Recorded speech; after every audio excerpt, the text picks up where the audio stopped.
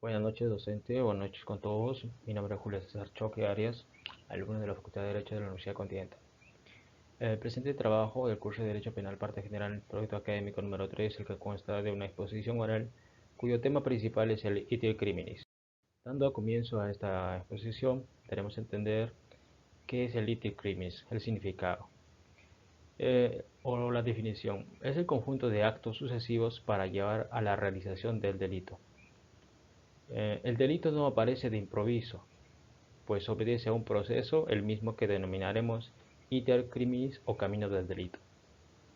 Esto nos permite plantear metodológicamente cada una de las fases que el sujeto activo realiza para la comisión de un delito, desde la génesis, la ideación en la propia mente del sujeto activo, hasta la exteriorización de la conducta mediante la consumación de las ideas. La misma que presenta una consecuencia jurídico-penal por lesionar o poner en peligro bienes jurídicos tutelados. Asimismo, permite comprender por qué el sujeto activo delinque, por qué ejecuta la acción o omisión típica, antijurídica y punible. Si bien la comisión de un delito nace con una idea y concluye con la ejecución de esta misma. Por iter criminis, los prácticos italianos del siglo XIII en adelante expresaban que era el camino que recorre el delincuente para dar vida a un delito. Otros autores denominan como el camino del crimen, formas de aparición, momentos dinámicos, vida, etapas de la concreción del delito. Asimismo, en el derecho penal existen dos figuras a saber. A. El derecho penal del autor. Se entiende que los pensamientos, ideas u otros no son punibles. B. El derecho penal del acto. La conducta exteriorizada o comportamiento humano sí son punibles, lo que significa que el derecho penal le interesa el derecho penal del acto y más no el derecho penal del autor. A continuación visualizamos los escalones del camino del delito. Estos escalones del camino del delito están divididos en dos fases, la fase interna y la fase externa. En la fase interna podemos visualizar que se encuentra compuesto de tres: la ideación, la deliberación, la resolución, que no son sancionables. Y la fase externa está compuesto por los actos preparatorios, los actos de ejecución, la consumación y el agotamiento, que son sancionables.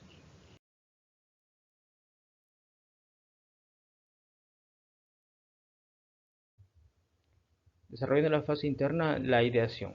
Consiste en la imaginación, pensamiento o idea del delito en la mente del sujeto activo.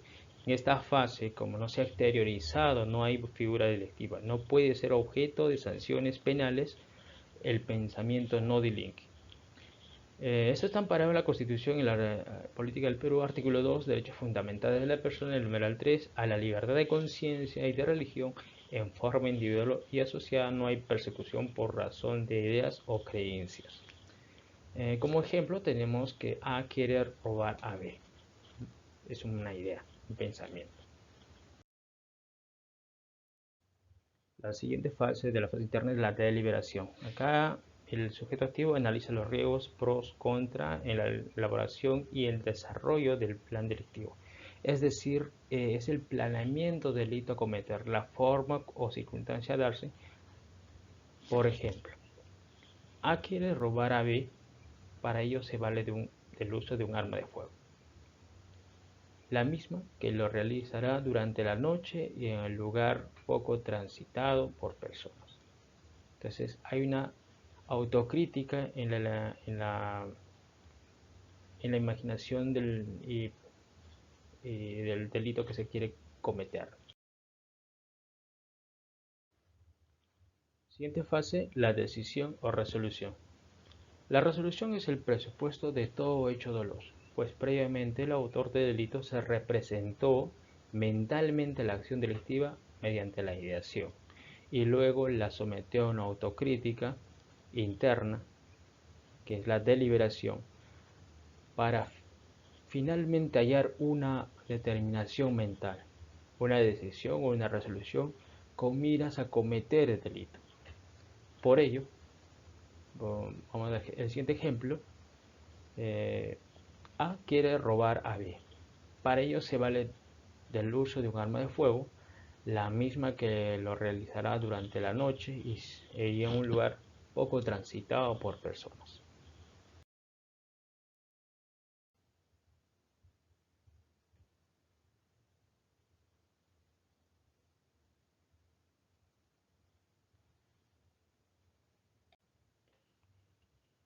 Como ya hemos terminado la fase interna, continuamos con la fase externa, donde el sujeto exterioriza por primera vez las intenciones, mediante las tres fases siguientes: los actos preparatorios, los actos de ejecución, la consumación y agotamiento.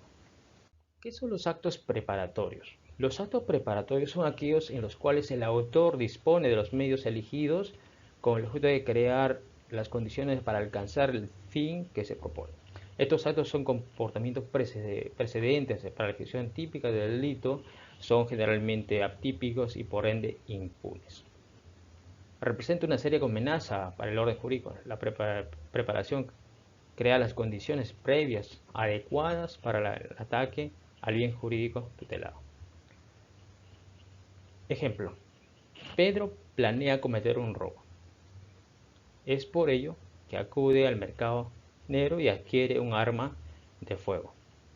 Podemos entender en el presente caso que en la instancia el delito cometido por Pedro es de posesión o tenencia ilegal de armas. Los actos preparatorios están conformados por la incitación, la amenaza, la provocación y la conspiración. La incitación está dirigida a un grupo de personas indeterminadas motivando para que se cometa un delito, caracterizándose por el medio empleado. Amenaza consiste en el anuncio de un mal futuro ilícito que podría suceder con la finalidad de generar miedo a la persona quien lo recibe. Provocación se da cuando el sujeto constantemente, por vía escrita, palabras u otro medio, asegurándonos la perpetración del delito determinado. Conspiración: la existencia de un pacto entre un grupo de personas para perpetrar un delito, pero no es más que un acuerdo de voluntades. Acto de ejecución o tentativa. El sujeto despliega la conducta necesaria para la comisión del ilícito, emplea los medios idóneos para ejecutarlos, exterioriza su voluntad para delinquir y lo materializa, o bien no se consuma en su totalidad el delito por causas ajenas a su voluntad. Asimismo, los actos de ejecución implican acciones u omisiones que están dirigidos a tipificar tipo penal cometido.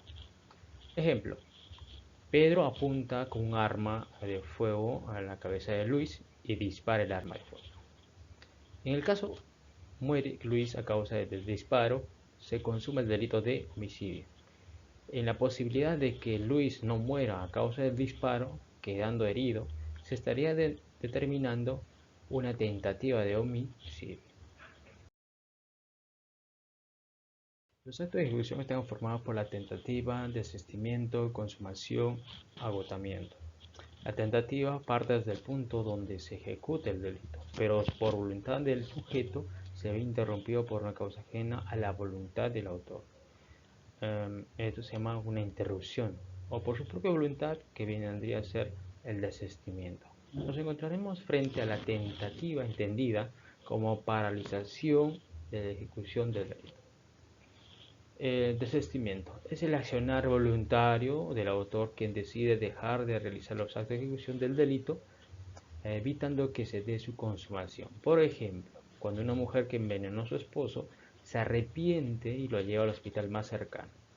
Los médicos lo salvan, pero su esposo sufre una seria lesión en el estómago. En este caso, la esposa responderá únicamente por lesiones producidas y no por parricidio.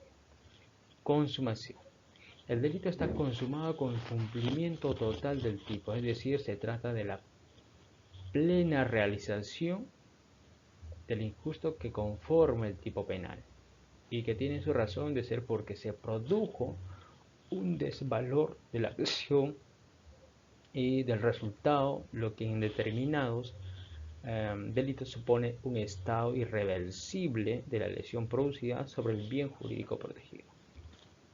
Agotamiento. Es el camino de delito.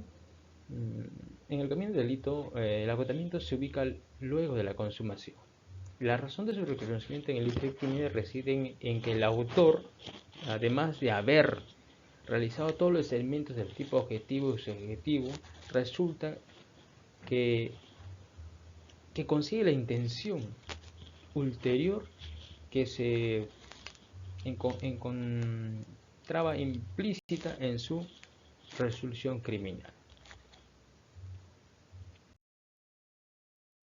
Como conclusión, el camino del delito se compone de dos fases, fase interna y fase externa. Esta división permite advertir los momentos en los cuales transita el delito desde el pensamiento hasta la realidad, ideación, deliberación, resolución, y luego los actos preparatorios, ejecución, consumación y agotamiento. El derecho penal no puede sancionar lo que ocurre en el fuero interno de las personas. Lo contrario significaría atentar contra la libertad individual de la persona humana. Por ello se dice que el pensamiento no delinque. El iter criminis no es plenamente aplicable a todos los delitos en el sentido de identificar de manera pausada cada escalón, puesto que existen consumaciones que se dan prácticamente con una fase interna muy breve o fugaz.